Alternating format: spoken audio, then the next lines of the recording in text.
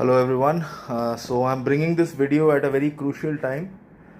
Today it is the 24th of September, and as per the declared norms of the CBDT and the Income Tax Department, the last date to file the audited statements of accounts for all the proprietors and all the tax audit assessees is still 30th of September. Honestly, we have a council for namesake. We have members we elect to the council. We have them go overseas, boast, and every time tell us about what happened in which country and how we are the best council, how we are the best accounting body, and how good is the life of a chartered accountant after clearing CA. But let me tell you that we are having the highest amount of complaints about work pressure.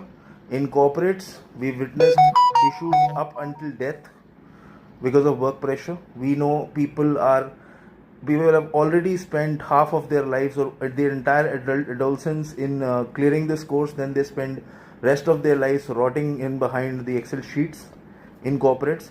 And now even in practice, the target seems to be that until at least a few hundred of them die, and I don't think even after that anybody will care about it. So why should a professional, whosoever is educated, not decide to leave the country? And what exactly is the purpose of being educated in this country is the thing which I fail to understand at this moment. If any of you understand, kindly share your views in the comments. But for now, I personally feel that it is an intent to keep the class which is ready to accept freebies and cast votes, free ration. That's the kind of people the government wants there.